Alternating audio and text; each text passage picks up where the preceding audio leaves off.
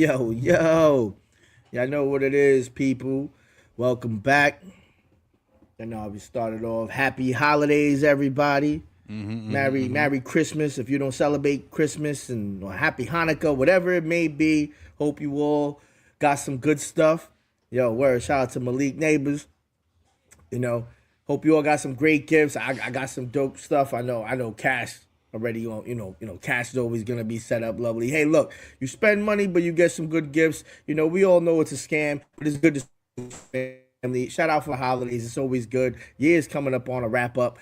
Me and Cash got some stuff we got to talk about today. So join us on this Friday evening. Take a shot with us. I'm drinking some dirty water. You know what it is. Yo, salute, my brother. Salute.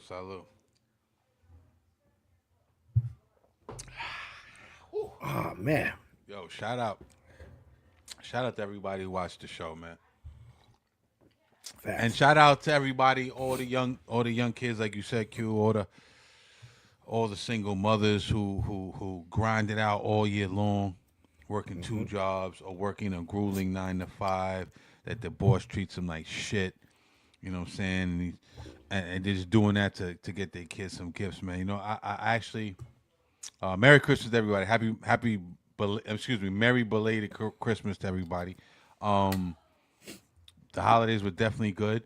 Like I said, shout out to everyone who grinded to, put food on their family's table and buy their kids gifts. You know what I mean? That's a blessing. Salute, have a drink on me. You know what I'm saying? This year I actually did something, man, and every year I mean to do it, and I always forget. And I'm not saying this to pat myself on the back, but I encourage everyone to do this, man. I went and bought a bunch of toys and I donated them to the kids who don't have toys and shit. And I was talking to my man and we was like, yo, ain't nothing worse than a little nigga waking up with no fucking toys under the tree on Christmas, man. That shit is fucked up. Yeah, you know what I mean? That's true. I've always been blessed. I grew up dirt poor. Thank you, Mom. She's always been able to put toys under the tree for me. So that's a blessing. Yeah, man, Christmas was cool, man. Wife blessed me, man. She got me some nice stuff. Kids were good. My nieces and nephews, your kids were good. Everybody was good. Everybody was lovely. We had a nice time. Christmas Eve. You know what I mean? Drinking and playing games and good family vibe like we always do. So yeah, I'm thankful, man. New Year's is coming up. I'll be inside. I don't come outside like that. I'll be at your crib for a little bit, then I'm going back inside because nothing good happens after 2:00 for me. You know what I'm saying? I either get arrested or I get into a scrap. You know what I'm saying? It's either one of the two or sometimes both. Word up. Sometimes both. That's like 75% of other niggas is agreeing with you right now. You know what I mean? And we too productive right now to do central bookings. But yeah, right. It's like that. But yeah, man. Other than that, shout out to Jay. He'll be back next week. I think he moving around. He moving around crazy. You know what I mean? Shout out to Jay. And yeah, man, I'm just blessed. I feel good to do the show, man. Last week I forgot, or 2 weeks ago we kind of went around the NFL. I think we talked a little bit of Jets too. This week we're gonna talk Giants. Now the season's over, right? Season's over. Now we're jockeying for position. Now we're gonna have the Victim Olympics this week against the Raiders. I'm gonna fucking try to sit down and watch this shit because honestly, it's almost unbearable to watch the Giants and the Jets. I'm being honest with you. It's unbearable to watch. It's not good football. Like on Christmas Eve, the Cowboys and Washington, unbearable to watch, man. I just couldn't watch it. Not Christmas Eve, sorry, Christmas Day. I couldn't watch it. Day. I watched a little bit I watched the Broncos game. They were, like I said, jockeying for position, but Chiefs are out of it. And who was the other game? Oh, Detroit Lions. They got eliminated. Yeah. So that had a little bit of juice. They had something on the line. The Lions and the Vikings. That was crazy. Lions and the Vikings, crazy game. But like the Giants, Raiders, unbearable. And Cowboys, Redskins, which is a big rivalry. I've lived down in Virginia. I've lived around the D.C. area. I know how much that means to those guys out there. Shout out to all my DMV niggas. But it's just unbearable to watch. So we are going to talk about the Giants, but we're going to have a little bit of twist on it today. You know what I'm saying? And I think this is an interesting subject. And let me just preface it like this. We're going to the first topic, right, is going to be, should the Giants trade first round pick phenomenon, darling of the fans now, I would say, because I think the fans have fallen in love with him. You know what I mean? I think they love him and Scatterbo. They brought a lot of energy, brought a lot of juice. They brought this renewed faith and and just a good vibe to the Giants, you know what I'm saying, with their playing and then, even like their off-field shit and just their social media presence. They're just like the guys. I feel like I could drink, these seem like college dudes at the bar who drink beers and smash on each other's head type shit, you know what I'm saying?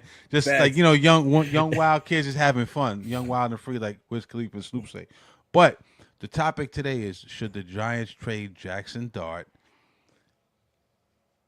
and draft who? Fernando Mendoza or Dante Moore. We'll either or. But listen, I want to preface it with saying this. I'm not saying that we should do this. I'm simply going to argue the point. I'm going to play devil's advocate. I'm going to argue the point. I don't believe this, but someone has to take the position of, the one who argues the point. So with that being said, Q, the Giants, should we trade Jaxson? Should we trade Jaxson Dart? Go ahead. If we get the number one pick, first of all, let me just start by saying that. If we get the number one pick, and that's still yet to be determined, draft Mendoza. The reason where I got this from was Colin Cowherd about 2 weeks ago on his show brought this topic up, and I just saw this the other day, and I was like, should we talk about it? Are we too late? Did it kind of pass the news cycle? Are we in the algorithm? I said, I don't know, maybe we should talk about it. But then I heard yesterday, it popped up again. It keeps popping up. Mike Tannenbaum was on Get Up, one of those shows, Get Up a First Take. Or WFAN been talking about it. WFAN. So I said, okay, this has a little bit of legs. It's kind of making me upset. Right. Colin Cowherd, Mike Tannenbaum the other day said, if the Giants end up with the number one pick, they should trade Jaxson Dart, get a bunch of assets. You could probably get a really nice package for Jaxson Dart, I would imagine. Some really good players, position players that we need. You would kind of kill a bunch of different birds with one stone. You'd be able to, get the number one pick, draft this quarterback who a lot of people are high on, whether it's Dante Moore or Jaxson Dart. You guys fill in the blank. You get some draft assets, also to plug some holes. So theoretically, you could put a really decent package together. You trade Jaxson Dart, draft picks, players, draft Fernando Mendoza or Dante Moore if he declares. I keep saying Dante Moore like we know for sure he's going to declare. But if he were to declare, the more I look into these guys, because I'm not a super college football guy, but at the end of the year, I start to really watch the bowl games and the playoff games, and I start to go back into the, you know how we do every year. We start to go back and look at the people who who are high in the first round and kind of do our assessment. Dante Moore, I think I like him a lot better than Mendoza. You know what I'm saying? I think if you had the chance to get him, you do it. He has a rocket arm. He has wheels, right? Wheels are important today in today's NFL, right? Mostly every QB has wheels, and we're going to kind of talk about that because Mendoza kind of doesn't have wheels. But this is a mobile quarterback league. There are a few pocket passes left in the game, and they're damn good, But he has a rocket arm. He has nice touch on it, accuracy. At Oregon, they play that spread offense, that pro-style offense, a lot of play action, RPOs. He fits the bill.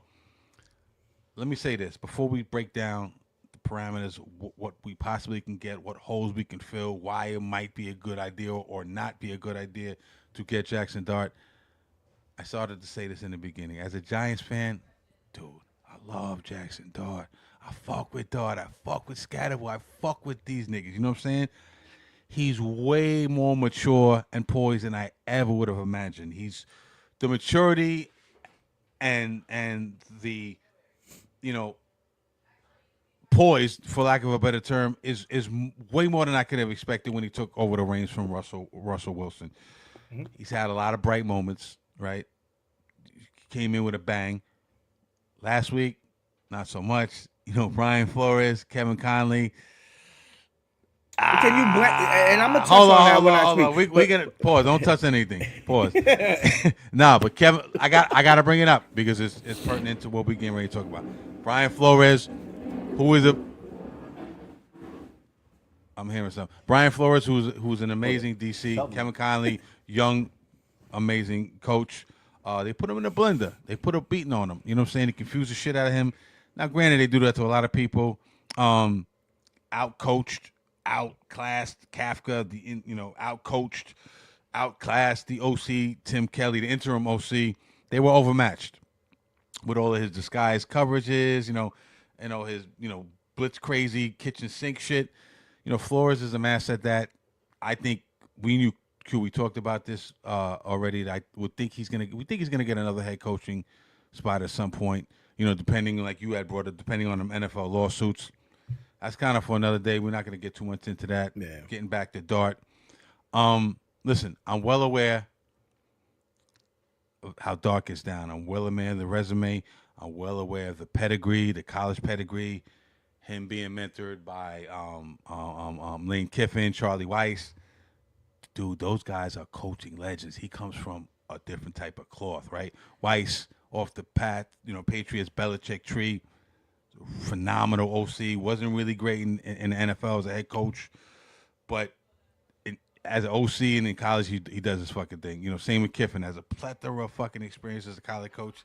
He has an innovative, high-powered offense. He shit the bed with the Raiders a couple years back, but he was young, and sometimes the NFL and college game in terms of coaching doesn't always translate. Look at guys like Chip Kelly, you know what I'm saying? Pete Carroll actually was able to pull it off. There's a bunch of different coaches you can name. But Dable gets the credit for Dart, right? He was the one banging on the fucking table for him. He's no longer there. In terms of them trading him, right? And let me cook for a minute. I'm going to let you get your shit off pause. In terms of him trading him, right? I realize it's highly fucking unlikely, right, that a team would draft a QB in the first round, right,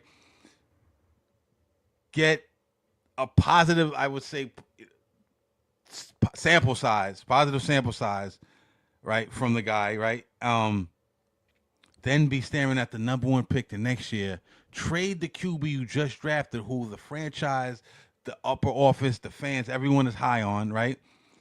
Trade him and draft a number one pick the next year. That's highly fucking unlikely. I'm aware of that. Don't think it necessarily will happen, but like I said earlier, I'm gonna be Al Pacino this episode and play devil's advocate. Now, before you say, yo, Colin Cowherd is crazy, Tannenbaum's crazy, Adam Schefter's crazy, Cash, you're crazy. This isn't totally a crazy idea. The comparison, listen, I was reading this the other day, and I didn't realize this. I remember when he did it, but it slipped my mind. Arizona. Remember Arizona? They drafted Josh Rosen. Then they fire Steve Wilkes, who's trade ass. The Jets just clipped his ass too. Hire Cliff Kingsbury. Then who do they draft? Kyler Murray. And they trade Rosen. Similar situations, right? They're not exactly apples and apples. It's more apples and oranges. Rosen entered the league with a lot of personal shit and a lot of personal baggage, right? He struggled in Arizona. He was a bust. He was a bust. He's Marcus Russell territory. He went, I believe, like, I don't know, 3-10 as a fucking starter, some bullshit. Had a bad completion percentage in the 50s. You know what I'm saying? Just a bust. 11 touchdowns, 14 interceptions, a total bust. So it's not entirely the same. But you can draw some parallels from that situation, right? Here's another similar situation. Now, Redskins, right? Drafted RG3, and we're going to talk about him because I think there are a lot of parallels similar between him and Jaxson Dart as well. Drafted RG3, and in the same draft, drafted who? Kirk Cousins, right? Yeah. Now, that's a little bit different because it's different years, but still, you're kind of hedging your bet, so to speak, right? Dart, really good rookie season. I believe he's third in the league in offensive rookie of the year voting odds so far. I think he's even won at some point. He played well in the midst of a shit show, right?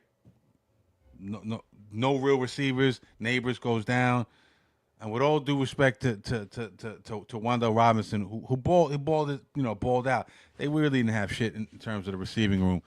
Running back, we all thought that was going to be great. Scatterable, brutal injury. O-line. A lot of people shit on the O-line.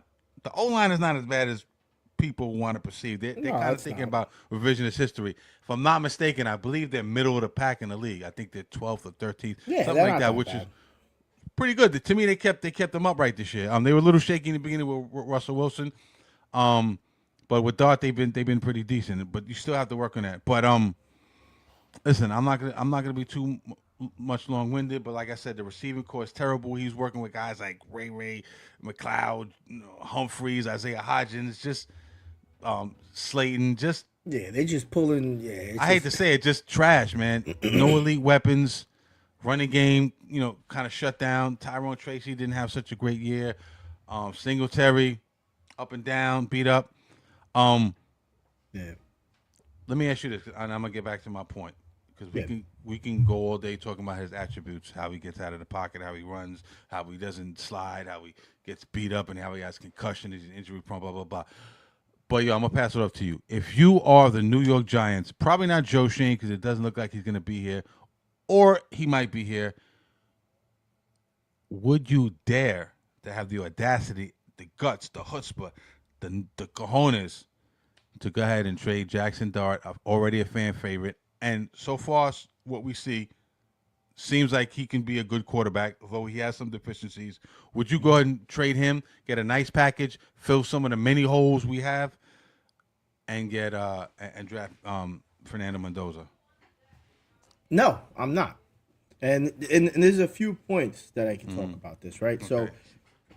number one, I think if that was, even if Joe Shane is still here, he's definitely not getting rid of him. And if they got rid of Joe Shane, it would be it could be a little bit more probable. I'm not even gonna say likely. I would say probable. But that new guy doesn't want to. You want to start off your residency under an organization that doesn't like to have too much change and what they're doing. You see a promising young gentleman, and then your first move is to get rid of the fan favorite. Now they're gonna just hate you off the bat.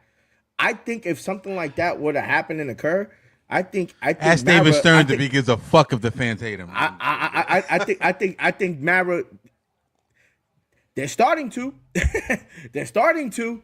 Amen. You Amen. know what I mean? Like they're starting, and there's a lot of people that probably have been already hated him for the past few years. But I think at this point, Mara would step in on that on a decision like that because he's not going to be like, damn, we already lost Saquon, whatever. All right, but when you saying you're going to get rid of somebody that you think, I think he could do it. I think he's shown he can.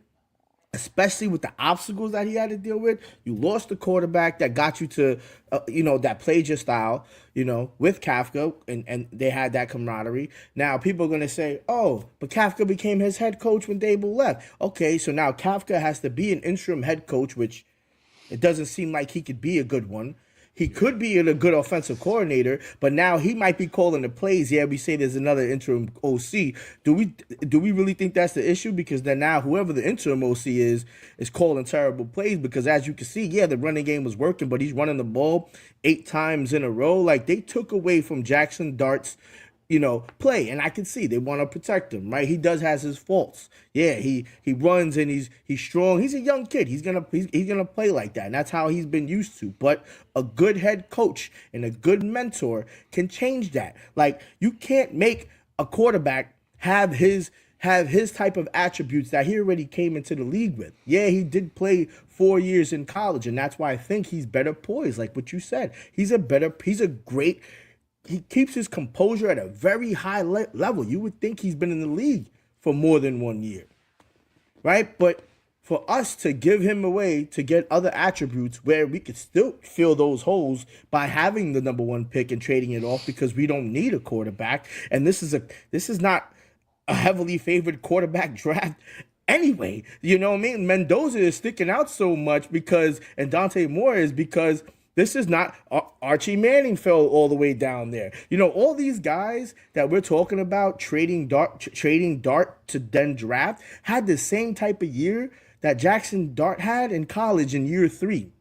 Now, if they stay in college one more year and have the same type of stats that Jaxson Dart had in his 4th year, because Jaxson Dart threw for almost 4,000 yards and 30-something touchdowns in his 4th year in college, these guys, Dante Moore and Fernando Mendoza. I'm not saying that's what makes them different, but they all had the same type of, qualities.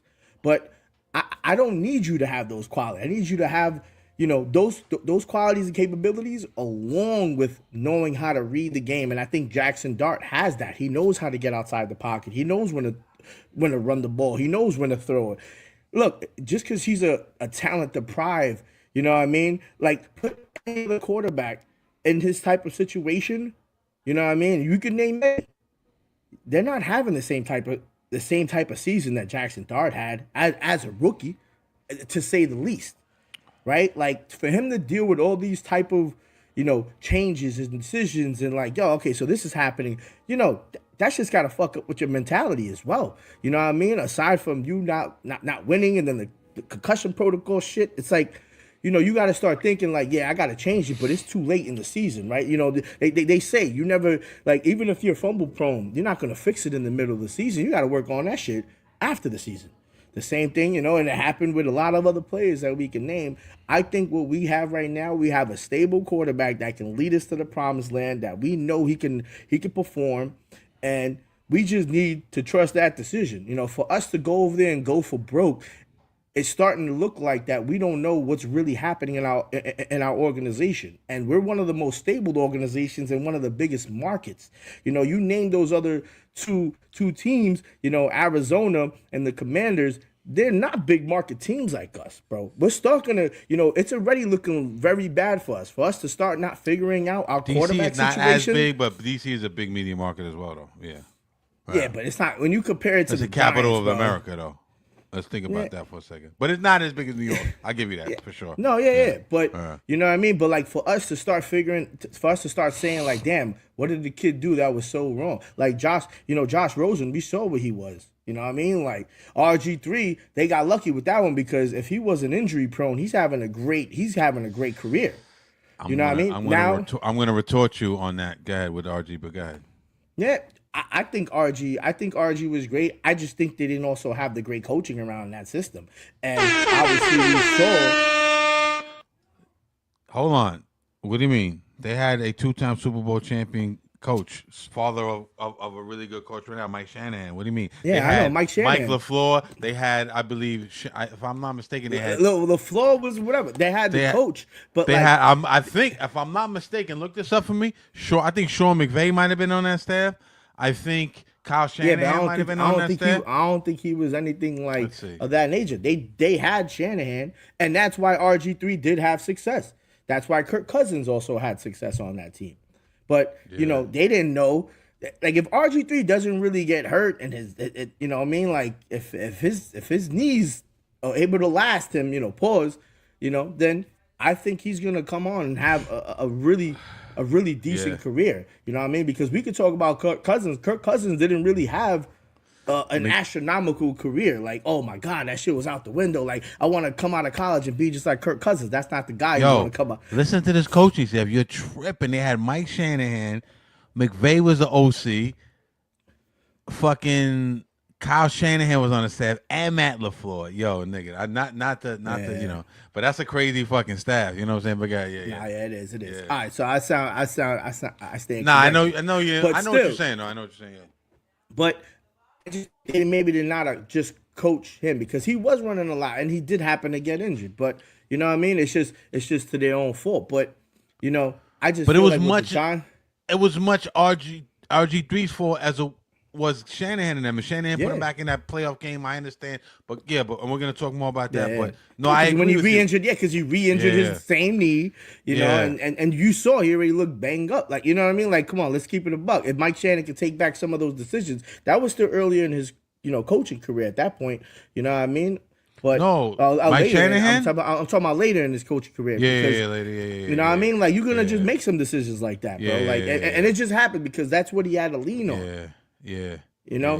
And I think what we have right now with Jaxson Dart, I don't think we need another savior. I don't think we need another shot in the wind. You know what I mean? We made a decision in the 5th round and we got Jaxson Dart, bro. Like, you don't just pull darts. There's people out there that are saying if Jaxson Dart was available this year or even last year, in the 2024, well, I guess you could call it 2025 draft for this year, but they say they would have drafted him above Cam Moore, Tyler Shook. You know what I mean? Like That's what I'm Daniel. saying. He's basically a number one pick for a team who desperately needs a fucking QB, right? So, not to cut you off. But okay, so let me ask you this then: Do you really believe? Because I know you're gonna play the both sides of the table. Yeah, Like I don't want to make that clear. You know what I'm I mean? playing devil's advocate. I don't think they should trade Dart.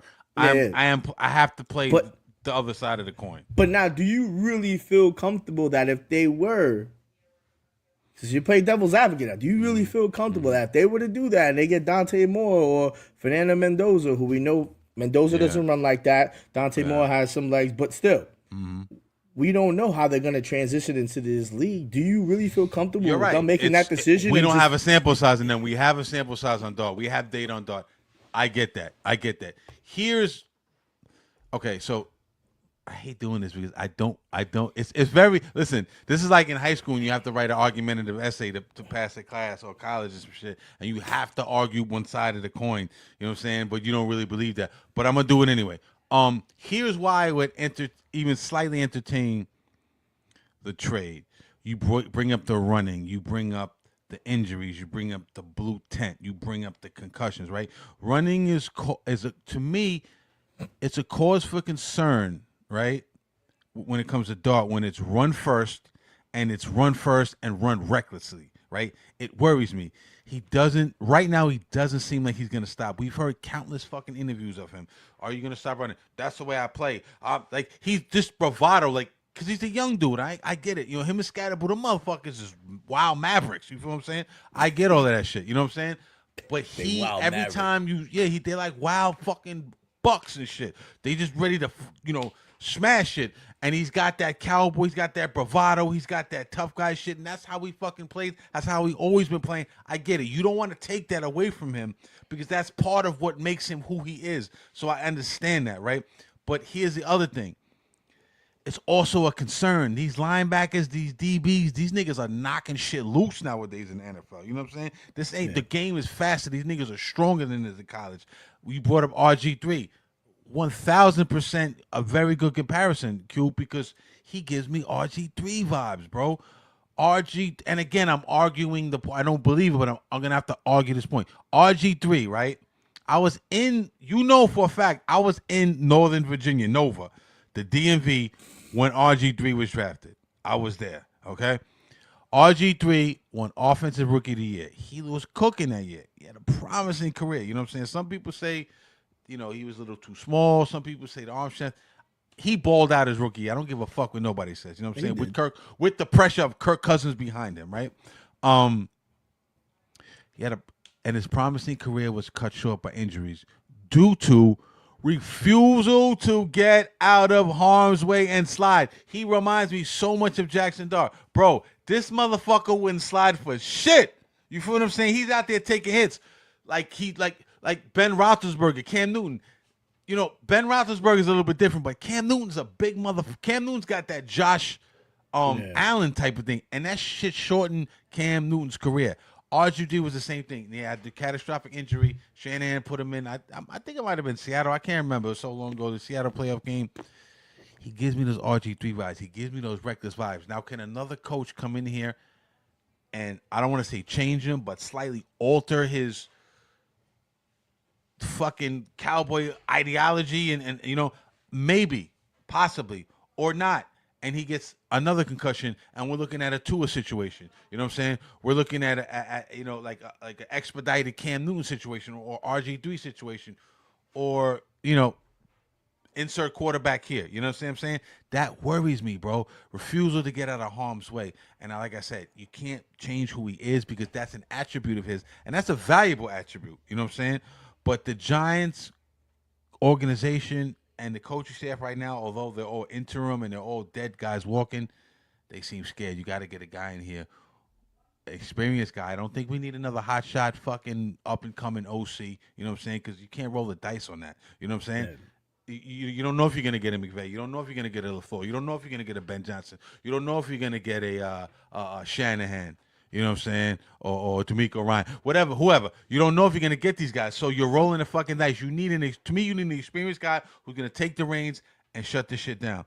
To me, he's regressing a little bit, and I know it's a small sample size, and I get it. There's no receivers. The run game is fucked up. Both of those play off each other, right?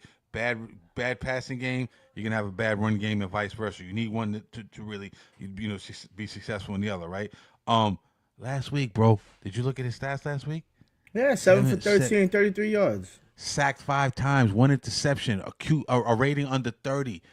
Bruh, that's regression. Now, everyone's telling me, oh, he lost his coach. Get the fuck out of here. I don't believe all that shit. Now, listen. I believe this is what I'm going to say.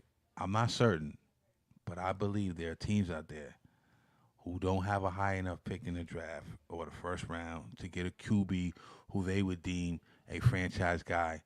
And I believe, I'm not sure, but I believe just by you telling me, you just told me, you sat here 10 minutes and told me how Jaxson Dart is the man and those attributes, and he was doing magician shit with no, pulling out of rabbits out of hats with no hat, with no receivers, and no coach, and running backs being hurt. You're telling me that him looking that good, that there aren't people who would give up a fucking handsome ransom, for lack of a better term, to get Dart, you know what I'm saying, who I think could be a B plus, even A minus type of QB. Remember, now and you gotta have some big balls. Don't get me wrong. If you're a fucking GM, you come in here and you trade Dart and draft this guy, you gotta have some big balls, some big David Stern balls. Pause. But we do have a lot of holes to fill. Now, we can fill these holes. Now, yeah, you can trade down. You can trade the number. If you get this is all contingent upon the number 1 pick, by the way. If it's number 2 pick, all this talk is out the fucking window. If we lose to the Raiders, if we beat the Raiders this weekend, this take is irrelevant. You know what I'm saying? But if we not really, it's really not, because if we lose to the Raiders, we still got the number 2 pick. Raiders may select Mendoza, so there's really other quarterbacks out there that really need them. Yeah, but it ain't the number 1 is where the leverage is. But listen, the Giants have a lot of fucking look. When you look at the Giants, what do you say? Remember in the beginning, you say, man, they have some really good defensive pieces. They drafted Malik Neighbors. They drafted this kid Scatterbo. We were very high in Tyrone Tracy. Tyler Newbin, Andrew Phillips, Drew Phillips. You're saying, oh, these guys got some really good pieces on defense. Offense, Andrew Thomas, even though he's kind of slacked off, his production is falling a little bit. You have some decent pieces at the linebacker, right? The QB. You have some Abdul Carter. You have some decent pieces. When you look at the Giants, you go, okay, they have some core pieces. If we build around this shit, we might be able to do some shit, right? But the flip side of that is they got a lot of fucking holes as well. You know what I'm saying?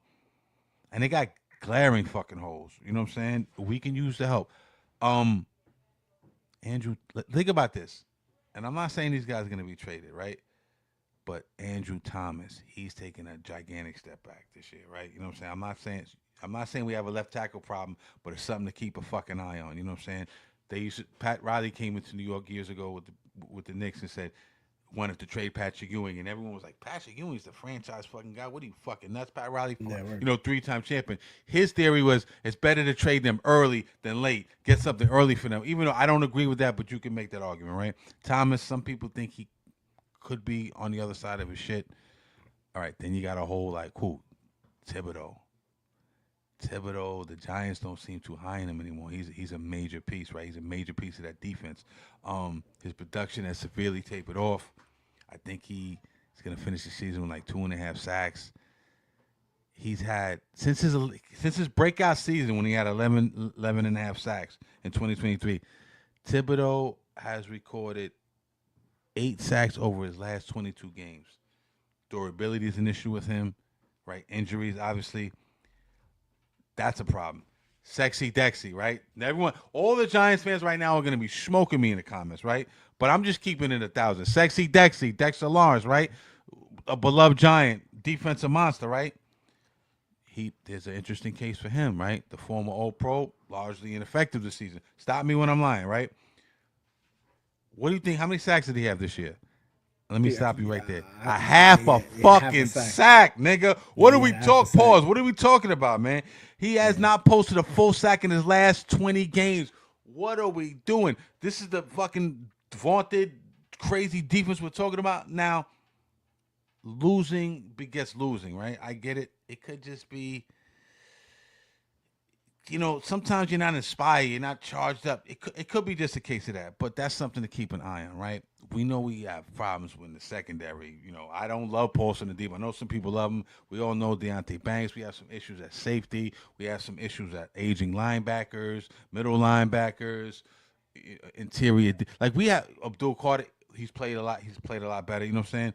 We have some issues on both sides of the ball that maybe moving a Jaxson Dart who, but what if we're sitting here next year and they just fucking level Jaxson Dart and he starts and he's on some David Tua with his fingers cringed. Remember when David not Tua Tua Tagovailoa when his fingers David Tua Tagovailoa, when his fingers cringed up, it's never the same, man.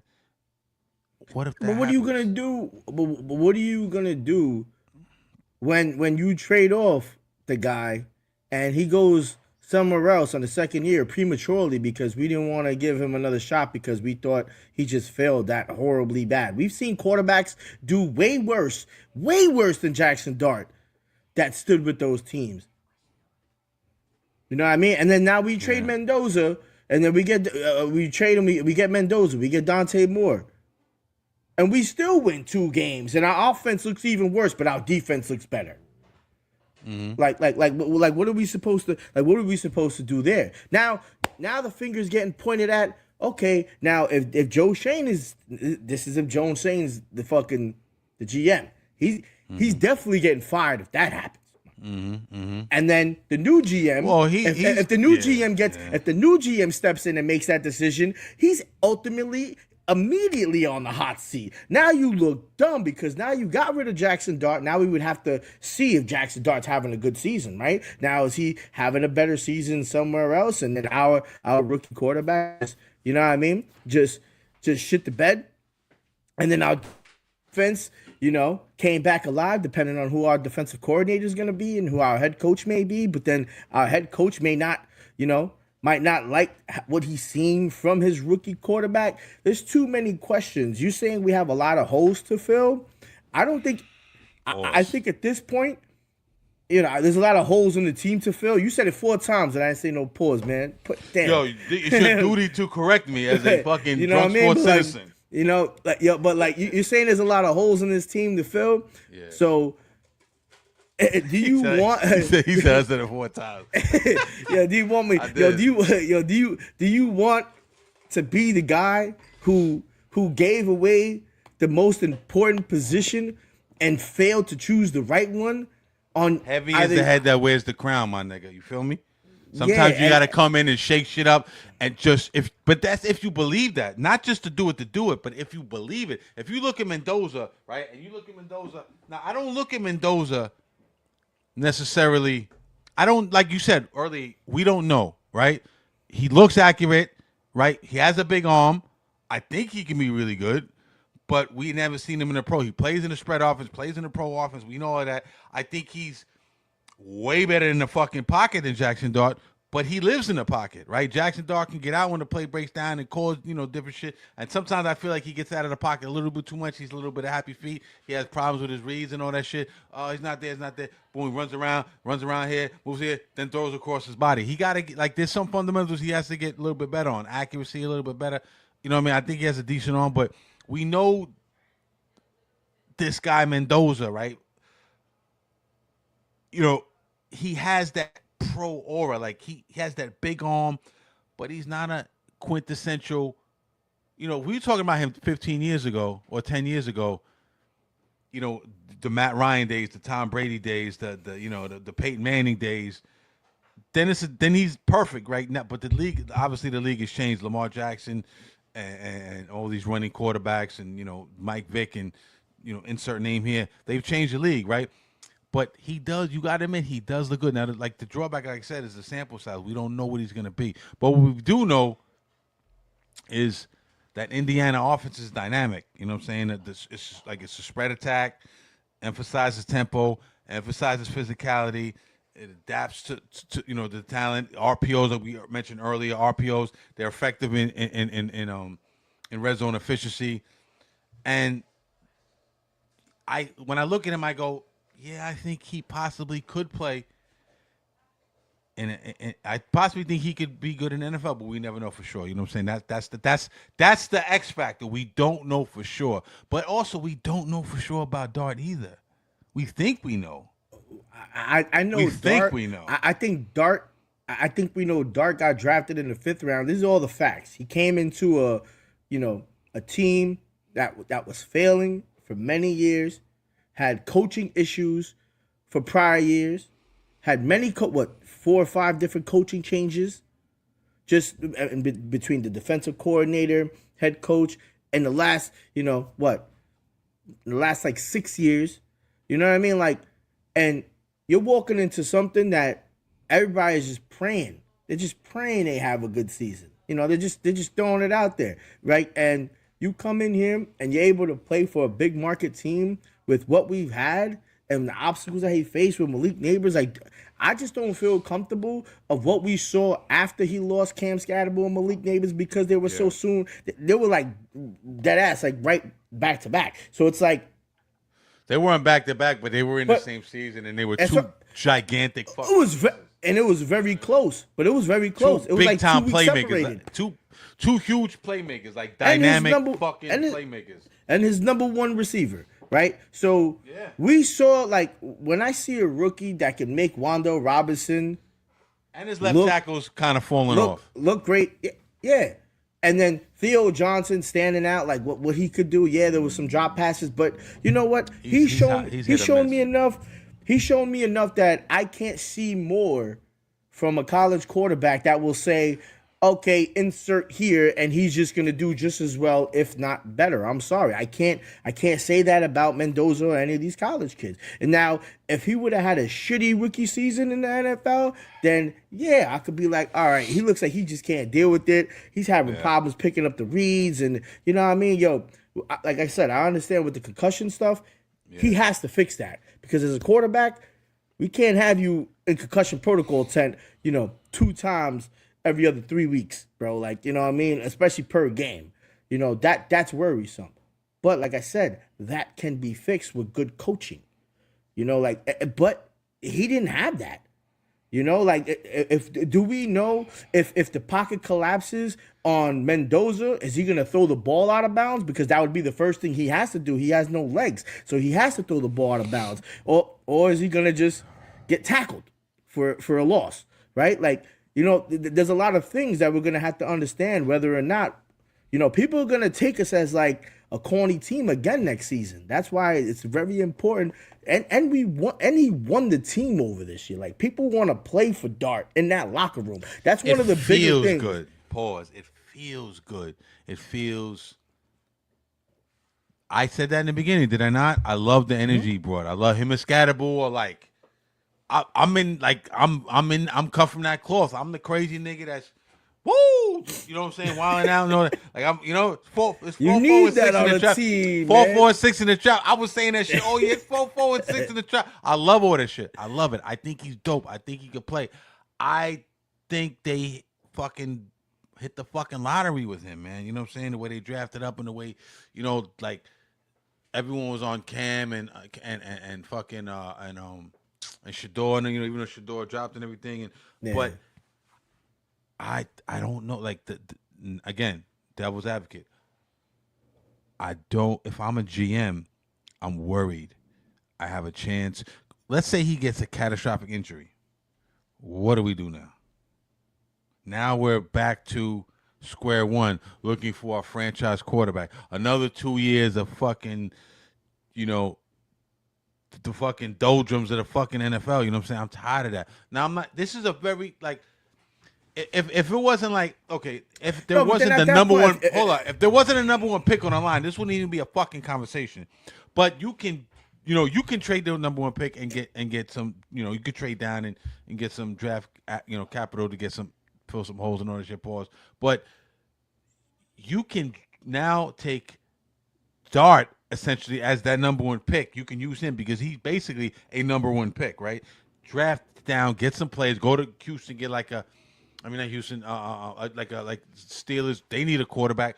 Miami needs a fucking quarterback. Arizona needs a quarterback. They'll give up some pieces. They'll give up some. The Raiders need a quarterback. The Raiders, yeah, you name it. Everyone, you know what I mean. There's a lot of teams that need a quarterback. The Saints need a quarterback again. Shuck, I don't know. Shuck's kind of playing good, man. I'm not really sold on Shuck. He has the last couple of good weeks. I'm not gonna lie. Toward the end of the season, to me, he's earned some grace. You know what I'm saying? But that's another subject. Yeah. But I, theoretically they do. Yeah, but it's like, you can draft down, you can get a fucking really good Joey Porter Jr. You can get a quarterback with some draft pieces, and then still get the number 1 pick and draft the fucking potentially a fucking game changing QB. Now we don't know if he's game changing. That's the X factor. It's like algebra, right? It's the what is it called? It's the what's the X's and all that shit called? The you talking about chemistry?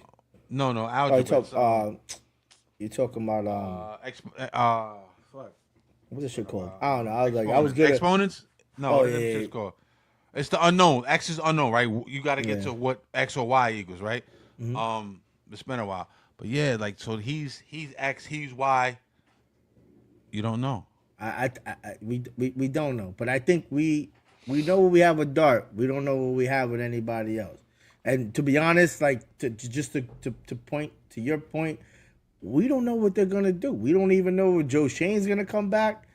We don't know if he wants to we don't want to. And even if he does, do we know he just automatically just changes up his style and does a Stern move? Like does he turn on his Stern hat and be like, yo, I'm fucking shaking this bitch up? Exponents, you know what I mean? Like you never know. But I guess we're gonna have to just sit and wait like everybody else. Yeah. It's a great topic, and again. Comment, people, don't kill me. You know what I mean? I could really. We've been talking about this for about 40 minutes. I could really like break shit down all the way down. You know what I'm saying? But I don't want to hear all that nerdy talk. You know what I'm saying? Some people do, but we don't have time for that. But listen, I want Jaxson Dart. Keep Jaxson Dart. I believe he's potentially the future. I just can see a really good GM, like a not even I was gonna say Belichick. Belichick wasn't a good GM, but like a coach / GM, like a Bill Parcells, you know what I'm saying, or like an Andy Reid, or like who else am I thinking about? Andy Reid, or like a good coach and GM. Yeah, good coach who has a lot of pull, like who can a Mike Tomlin who has input, I think Belichick was one of them, man. Yeah, but without Brady, he looked shit, and I think it's like his last 11 seasons he didn't draft a Pro Bowler. The Belichick is overhyped. I know people are gonna kill me about that, but like when he had the total power and Brady was gone, he didn't know how to fucking draft. In my opinion, he drafted a lot of busts. You know what I'm saying? And the motherfucker wanted Stidham and fucking Garoppolo to fucking become the quarterback. That's a story for another day. But all the Belichick stands are gonna cook me. But I think Andy Reid is a better coach than Belichick. He's done it with multiple quarterbacks. Donovan McNabb. Obviously, what's my man? Kermit the Frog. Patrick Mahomes. What's my man who Alex who Patrick Mahomes replaced? What's his name? Alex Smith. He's done it with multiple. Michael Vick. He's done it with multiple quarterbacks. You know what I'm saying? But that's it. That's here and all there. But good take. Great argument. He gets mad. Yo, he gets mad when niggas say that shit. What's the dude from the Raiders? He got like niggas say he got cooked and shit. Who he's making fun of. Andy Reid. No, let me stop. Kermit the Frog. Shout out to my nigga Pat Mahomes, man. Get well soon. Yo, Chiefs is all fucked up. Chiefs is they on the third. Gardner Minshew, who's trash, didn't even start, and it's just a mess over there. But I do think Nagy and Andy Reid and Veach and all them, they're gonna get it. Somebody's gonna figure it out. It's gonna be dumb. They're smart guys. It's not gonna be all right. We talked about that last week. They're smart guys. They're gonna take care of it. Yo, let's stay in Giants lane. What do you think? Let's take a shot. Matter of fact, nigga. We too rigid. Yeah, word. Let's talk about the past a little bit. Yo, we talking present quarterbacks. We about to talk my nigga Jay. Past Jay delinquent again. Jay, you delinquent, man. Man, we got to do shot o'clock after this, bro. He got yo. I ain't had a shot of cock yet, Jay. What's good? Yeah, I word. love you. He in Dallas somewhere, hanging with Dak Prescott and the Cowboy fan. Now I love you, my Word, nigga. word. He's hanging out with Patrick Mahomes' dad. Who we taking a shot? Yeah. You know that. Who we taking a shot? Shout out to everyone in Tyler. Yo, Who we taking a shot for? yo, shout out to this next topic, bro. Shout out to this next topic. topic. Salute. Word That's up. like almost like a double. Salute. Now we go from present QBs, like you just said, to what? Past QBs. Yes, sir. I get happy to talk about this type of shit because this was the golden days. We just was at I wish you guys I wish you guys could see my office. You got David Tyree back here, and we're gonna talk about that in a minute. Having so much fun. You got me and Sean O'Hara on that wall. You got me and Brandon Jacobs on that wall. You got me and Otis and Anderson on the wall. The golden fucking era when the Giants were one of the premier cornerstone franchise. They still are, but they haven't been behaving like one.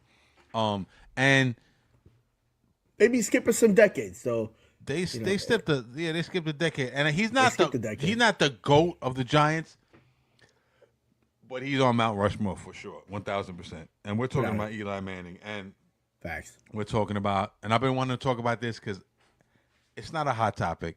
It's not any algorithm. It's not, the news cycle. It's not what everyone's talking about. Jump on the bandwagon. Oh, you niggas just want to talk about the same fucking shit all day. You know what I'm saying? And I respect that you're trying to get your money. There's money on the floor. But this is a topic I believe might help get out there and help advocate and push forward the narrative that Eli should get in the Hall of Fame. I thought he should get in his first ballot, definitely on the second ballot, but this is the topic, if you haven't figured it out already. Eli Manning, back on the ballot, semifinalist, Hall of Fame case. Now, look, let me get all the fucking Jaxson Dart talk out of my head and let me download all the Eli Manning shit. There are people who believe Eli Manning, right? Look, there are people who believe Eli Manning is not a Hall of Famer. And there are people who unequivocally believe that he is, right? I'm on the side of the ladder. I believe he is a Hall of Famer through and through, 1,000%. Is it my giant bias? Possibly. I don't think so. I think I've always been able to separate fandom from logic, emotion from logic. I think I've always been pretty good at that. Q, I think you're good at that as well. We kill our teams when we have to. We don't just be putting on, red and blue giant glasses and, fucking, facts. You know what I mean?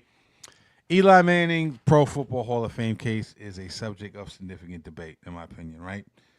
You hear people talk both sides of it all the time. It's primarily centered on his exceptional postseason success versus inconsistent regular season success and his performances, right? It's here, right? It's like the scale.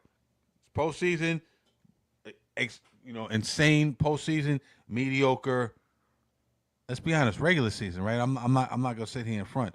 He was a finalist in the class of 2025, but he did not make the cut, so he's not a first ballot Hall of Famer.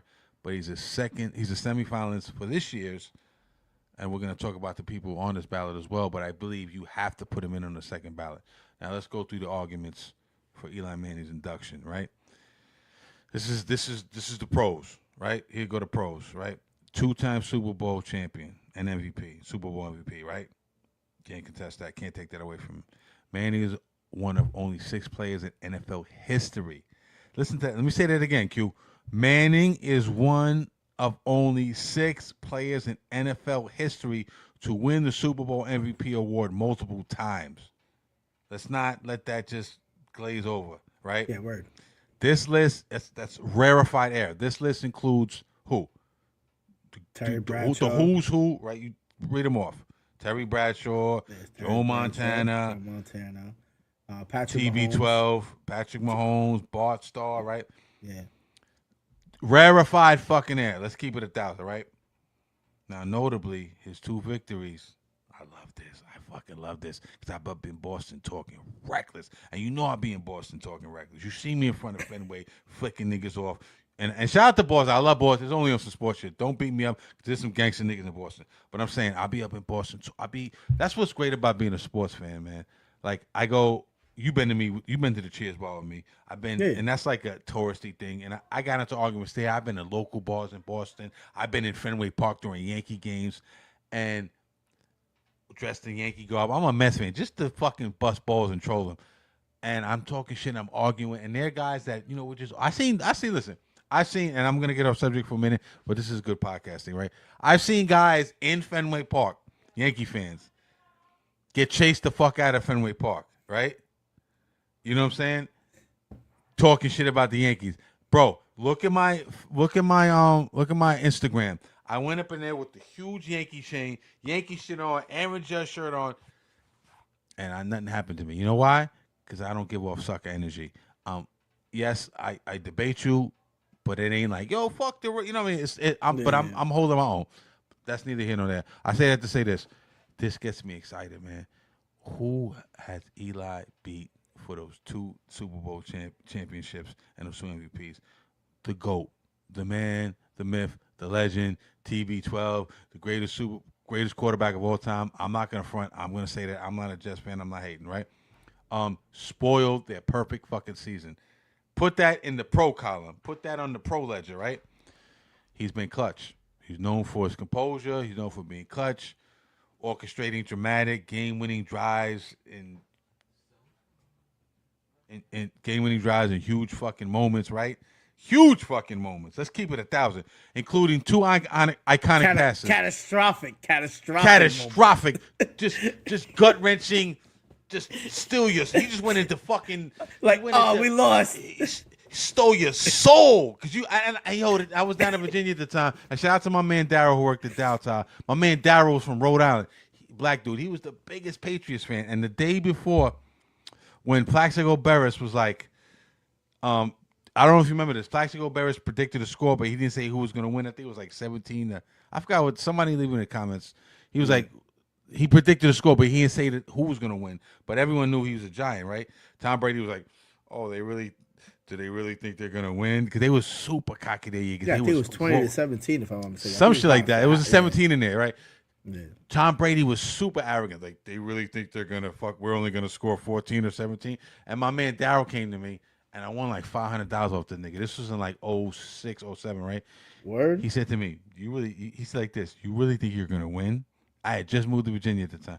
You're really, I'm doing it. He's black, but I'm doing it in my arrogant white guy voice. You really think you're going to win? Right? So I said, fuck that. Because if you remember the Giants. Yo, it was 21-7. It was 21-17. The prediction? No, that wasn't the prediction, but that's what the end score was. Right. Can you look up Plaxico's prediction if you could? Anyway, I don't want to get too off topic, right? But he had clutch performances, like I said, including, right, what? The 2 iconic fucking plays in his highlight reel, right? The two you got to point to is what? Shout out to my man David Tyree, because I don't know if you can see, I got a David Tyree signed picture right behind it, the helmet catch. The David Tyree helmet catch, which was just some real magic. It was just fucking magic, right? And we don't gotta go into that breaking, avoiding the sacks, blah blah blah. And then what was the other one? It was 23-17. That's what Plax predicted? Yeah, and we won 21-17. Okay, yeah. See? You know what I'm saying? He predicted their right score. Yeah. Exactly. Shout out to Plax, man. He's maybe one of my favorite Giants. All right, and then, not to get too much off the subject, the 38-yard sideline throw to Mario Manningham, who I actually got a chance to meet, was amazing during the 2 Super Bowl runs. Yo, Q, that 07 run, and this is drunk sports talk because I'm drunk. That 07 and 11 run, yo, them runs was off the fucking meat rack, bro. Pause. Bro. He ran through a pantheon of ghosts. We're not even gonna name it because if you're a Giants fan, you know what you know, right? His stats were off the chain, right? Positivity. The pros, durability, longevity. Manning, incredibly durable, right? Started 210 consecutive games from 04 to 17, third longest streak for a quarterback in NFL history, right? At the time of this is an interesting stat. At the time of his retirement, he ranked 7th all time in career passing yards and passing touchdowns. As of today, he ranks 11th in both categories. He won the Walter Payton Award a couple of times. He's just to me he's an iconic giant, and he did it when it fucking matters. Like, this is ring culture, Super Bowl culture. All we ever hear is you kill LeBron because he doesn't stack up the Joe in the rings. You kill these guys. You're starting to kill Luka because he hasn't won. You're killing Lamar Jackson. You're killing Josh Allen. Ring, ring, ring, ring. You got to win a championship. Ring, ring, ring. Got to win a championship, right? So now you got a guy who, when it counted the most and all the money was on the fucking line, stepped up, performed, and had biggest things. And now you're gonna tell me, oh, that doesn't really matter. You can't have it fucking both ways, right? Now, before I pass it off to you, Q, because I know you're getting ready to cook, the regular season, that's where the fucking the naysayers and the haters make their case, right? Here goes the arguments against Eli in the regular season, right? Subpar, mediocre. Regular season record, he's 500, right? Finished with a career win-loss total of 117 and 117, right? That's as mediocre and dead in the middle as you could possibly fucking get, right? And that's the point of contention for a lot of voters, man.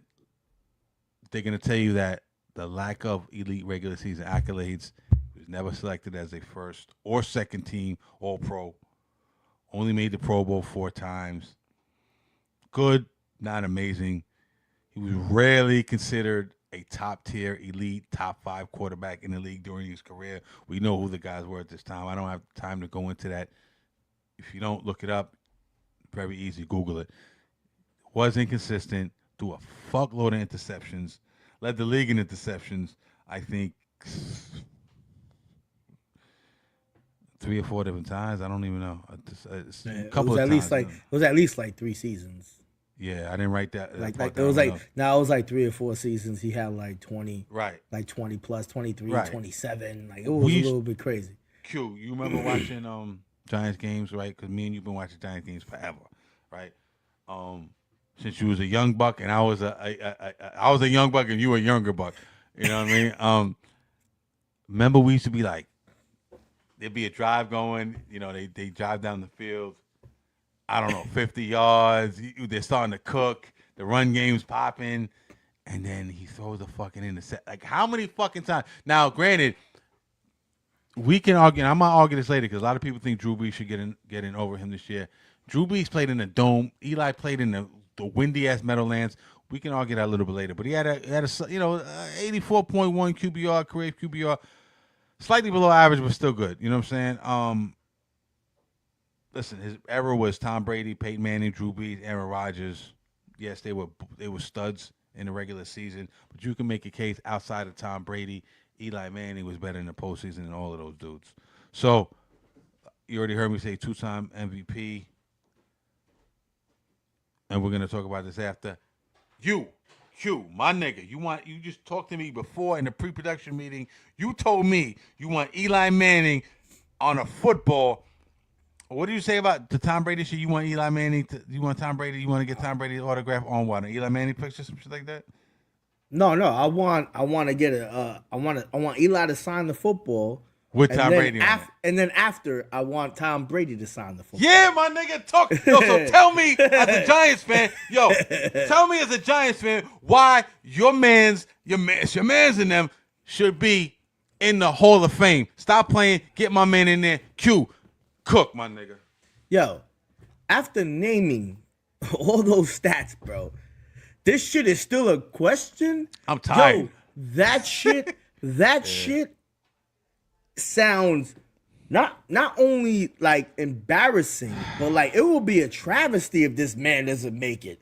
Like, and I'm not even shitting on the other niggas that's on the ballot because there's some good players. You're great players. You can't be a finalist in the Hall of Fame, but you can't put Phillip Rivers in the same category, bro. Nah, you can't. Yo, because then now you just talking regular season. Yo, yeah. When we talking about what this man did for the culture and for football, how, he held down New York football for like 20 years. Or 17, 18 years. You know what I mean? Like, he gave us hope again, man. Yo, Eli had guts. And, you had to deal with his trials and tribulations. Yeah, he's going to throw interceptions. But you know what? there was a lot of other quarterbacks out there that was throwing interceptions too. I don't see Jameis Winston. No shit. No, I don't want to shit on you, bro, because I know you a Giant right now. But Jameis Winston ain't winning no Super Bowls. Phillip Rivers ain't winning no Super Bowls. Drew Brees only won one. Brett Favre, you know what I mean? Like Brett Favre, the interception machine won too. Yep. No, Brett Favre only won one. Oh yeah, Brett Favre. No, Brett Favre only won one. Yeah, Brett Favre only won one. Yeah, Brett Favre only won one. Yeah. Brett Favre only won one. He went to there twice, so he lost. Yeah. So, you know what I mean? Yo, when you put the category of this man's name, of talking about, like, who he's played against, who has he, like, the type of teams that he's seen, and we could even talk about the type of conference that we had, because I feel like at that point in time, the NFC, they were just consistently winning championships. Bro, it was going to be somebody coming out that bracket, or we were just stopping, you know, Tom Brady and them. But, like, you know what I mean? It was either us going to the Super Bowl and seeing who was going to do it. And we had to stop the Terminator, bro. We had to stop the Terminator twice, man. Like, and it just feels like there's a lot of hate going around him, because you know why? Why? Because he's a little shy. He's not that fucking, you know, he was never that guy who to show up and dress the way and be the type of guy. He's not a Jaxson Dart, bro. Like, this dude is Eli Manning, bro, man. Like, dude's a competitor. You know what I mean? Like, his brother had Peyton Manning, who is probably, in my opinion, you know what I mean, one of the also best quarterbacks in the history of the NFL. You know what I mean? Big bro was like a big brain. He was a monster. Yo, bro, homie had to play till his like dying day almost on the field in order to catch up to his brother, bro. You know what I mean? Like, yo, he just choked in big spots. To me, Peyton Manning only got one fucking ring. I know he got the one with Broncos, but that was that fucking. But that was because it was the defense. And then let's focus on that, right? Because the Giants have had suspect teams throughout that tenure, and I don't want to shit on Tom Coughlin or anything like that, but yo, we didn't really have Tom was the man, brother. No, he was the man, but like, yo, we didn't really have like astronomical like great teams, you know what I mean? Like we'll go 9-7 and then 8-8 and then 6-8 and then get hot at the right time. 9-10, we got hot at the right time. You know what I mean? But like, we had a crazy defense though. Yo, as long as we make it to the wild card or the playoffs, which I think our first 2007 stint we made it to the wild card. Like, you know how crazy it is to go from the wild card to play that extra game and go all the way to the Super Bowl and then play, man. Like, it's just, you know, you have to have that ruggedness, and to come out here and play for the New York Giants and that type of media and that type of organization, like what we give, like, this is what I want to see Jaxson Dart do. Just with, you know what I mean? Utilize your feet and don't kill your brain cells, bro. I don't want to see you on the next Will Smith concussion movie part 2, all right? Like, in 20 years, and niggas talking about how Jaxson Dart lost mad brain cells. But we need that type of guy. Like, and Eli Manning gave us that happiness, and then he had the stats, because he was also leading, like, even current to this day, he's leading like 5 or 6 quarterback stats against legends in like 9th, 10th, 11th, 12th place. Like, this is like, yo, this is crazy that people think. Not playing with niggas, right? You know yo, like, all right, so like he's gonna make it to the third ballot. Like, you're going the third ballot. Like, yo, dude, like, I won 2 Super Bowls. I was the MVP of both those Super Bowls, man. Like, me, I held it down for my team, and you know what I mean? Like, I have a lot of love for Eli because those were great years, but, you know, I've obviously been a Giant fan for a long time, you know, and I don't want to show my age, but I've got to see them win, and he was a part of that. And I want that culture to still live on, and that's what we're still trying to do. So to demean him, it's like a middle finger to the face from the NFL saying, "Yeah, Eli don't belong here, yo. Like, he don't belong with us, man." What are you gonna say? He got lucky? All right, so now like, oh, he got lucky against the Patriots twice, like against your GOAT. He got lucky twice. Like, come on, bro. That's disrespectful, and it's a slap in the face. These niggas just need to be grown men, sit around, smoke a cigar, and be like, damn, yo, the Giants got us on this one. We gotta allow this nigga to be around with the rest of the HOFs. You gotta help me understand. You gotta help me understand. Are we talking about like what what are we doing here, man? Like ring? Are we talking about ring culture, or are we talking about regular season dominance? Because every time I turn around, and I said this before, you telling me the GOATs win rings, right? Every fucking superstar player you tried to shoot down who took a long time to win. Eli has won. Eli won in big spots, big moments. What else is there? Fuck the regular season. Bro, his regular season was still like, yo, even though he threw he a lot wasn't of elite interceptions, in terms of stats. Regular but season. homie threw over he averaged 4,000 yards a season. That's elite to me. That's like a guy that you knew they had to prepare for you because you were gonna, you're gonna throw the ball, and obviously if you consistently averaging that many yards, you know what I mean, you're gonna throw a lot of interceptions if shit doesn't go your way. Like, I don't know, man. It's just there's always different sides to the story because you can always like depict on the stadium aspect. Like and then in both of those stunts, we played away. So not only did we have to get there, like we had to get there and not play on any home field. Yep. We had no home field advantage. We didn't play in the Meadowlands any of those playoff runs to go to the Super Bowl. Yep. No, it's true. Listen, I googled the last 10 QBs to get into the Hall of Fame. Peyton Manning, right? No brainer. They're all no brainers, right? They all did their thing. Jim Kelly, Dan Marino, Bart Starr, Troy Aikman, Warren Moon, Terry Bradshaw, Roger Staubach, Len Dawson, Fran Tarkenton, right? Those are the last 10? Yeah, those are the last 10. 1, 2, 3, 4, 5, 6, 7, 8, 9. Yep. Those are the last 10 to get in.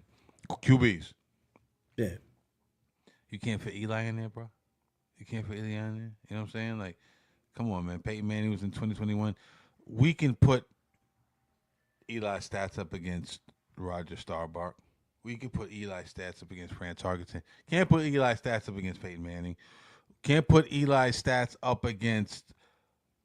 You could put Eli's stats up against Bart Starr. Can't put him up against Dan Marino. Well, then if you want to do, but Dan Marino ain't win no fucking championship neither, right?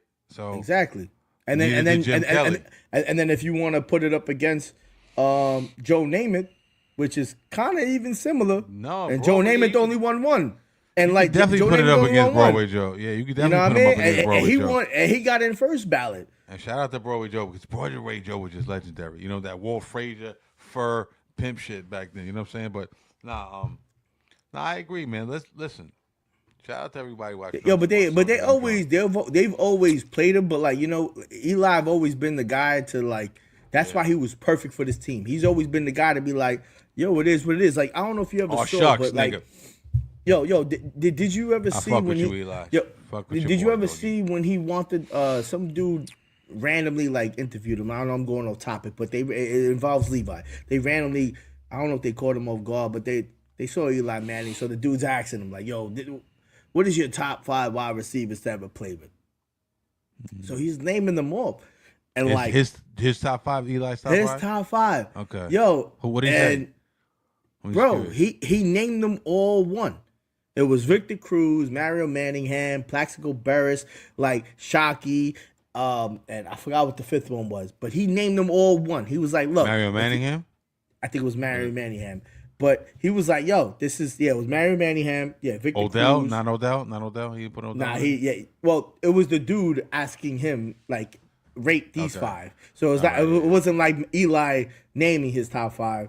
The dude was just naming names. Oh, I got you. He was naming his names. Order. Yeah. And he was like, all right, so Eli did it smart. Named them all one. He's like, hey, if you're open, that's my favorite wide receiver. Like, see, shit like that. That shit is wild genius, bro. Like, you know what I mean? Like, yo, because he ain't gonna want to hurt one of these niggas' feelings. I'm pretty sure he know deep down who he would prefer to throw the ball to. You know what I mean? But like, he don't have to speak it on like a feed where 1 million people are gonna see it and have to deal with somebody else. He could call them up and be like, yo, bro, yeah, but you know what? Plax, you should do this for me. Or, you know what I mean? Like, let's talk about this like grown men. And that's what I appreciate from Elon. Yo, he showed always that gracious love. He was always super humble, but so gritty at the end of the day, man. Like, I had a silent killer. And humble I had, killer. I had to rewatch that play again, though. I'm not gonna front, man. The catch, because I was when you brought it up. I happened to watch it. I had to rewatch it. You brought up the picture. I had to rewatch it. Signed by Mario. Shout out to Mario motherfucking Manning. Good looking, my nigga. Yo, word. Yo, how the hell did he get? Like he had to like dodge 2, 3, 4, 5 tackles, fix his jersey, and then launch the ball, bro. Like people call it luck. It's not luck. It's divine. Like it's the universe giving you what you deserve. What you know what I'm saying? What you command from it. You know what I'm saying? People say, "Oh, it's lucky he broke the tackle and he caught it off his helmet." Nah, that was meant to fucking happen. Greatness attracts greatness, and we'll leave it at that. You feel me? That's professional players playing at their best. That's professional. These guys are trained to under the most vigorous moments, and you know what they did in the most tightest spot of the game when they knew they couldn't fail. Yo, he got away because he could have got sacked. Any other quarterback is getting scared in that moment. It's a whole fact. You know what I mean? Like he found a way to get out. He saw an open man, vision, great quarterback, threw it. So I have an open man. He trusted his player. He went up for the catch and caught it. Like that's the definition of football, man. Like people need to understand that type of chemistry, and for him to still be considered, man. Like like how he's not even gonna get on a second ballot. That's wild preposterous, bro. Like that's wild preposterous. Ballot, my niggas. You know what I'm saying? And I would love to sit here and break all the fucking stats down, and I actually had that prepared for you. But I'm fucking there's no need. But there's no need, man. Like there's no need. But in comparison, I had a side by side comparison. I even had a graphic. Fuck all that. Maybe we'll do that at a later date if you don't get in. But I definitely had the whole thing planned. But I'm too sauced up. Whatever. You ain't seen me like this in a minute, right? Yeah. Real sports. Yeah, we're real sports talk / drunk sports talk. You know, it's Cash and Q. Come on, man. Drunk like, sports talk when you guys watch this, y'all better take a sip with us. At this you know point what I'm saying? In Take a sip with us. Have a drink with us. We've been doing this before. No, you been getting drunk. Yo, great motherfucking show. I love this, man. I fucking man. We gotta get more consistent. We gotta get on more. I enjoy this shit so much. Pause. You know what I'm saying? Facts. Yeah, good show, good analysis, good breakdown, good vibes, fire good energy. Hat, by the way, B, like that shit is dope. Good looking, man. Appreciate it. Yeah, I haven't worn this in a while and shit. Yeah, shout out to everybody. We will be back next week, and we should have the whole team with us. But listen, enjoy your holidays. Please be safe. Please cherish your loved ones. It's a gift. It's not a right. You know what I'm saying? So cherish your loved ones. Give your mom a hug. If your mom ain't around, have a drink for her. If your pops ain't around, if he is around, give him a hug. Hug your children. Call your loved ones. Tell them you love them because we are not promised tomorrow. Too many people are dropping out here like flies. Not to be on some negative shit, but just understand you're not promised tomorrow, and life is a gift, and family is a gift. You know what I mean? You want to take us out of here? We take a shot for that? Pause. Yeah, word. Yo, that was the toast, man. Shit. That was the toast. We'll just take a drink then. Fuck it. That was the toast, man. The rest of my drink is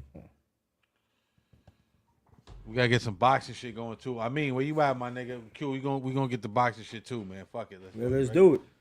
All right, salute. One Yo, love. salute. See you next week. We got a good show planned for you. We're gonna talk NFL, around the league, player predictions, landscape shit. And we're gonna talk a little bit. Lamar Jackson, has he fallen off? The reports came out. I don't want to get even John Harbaugh, even John Harbaugh. They're talking about he might not even be there as a coach.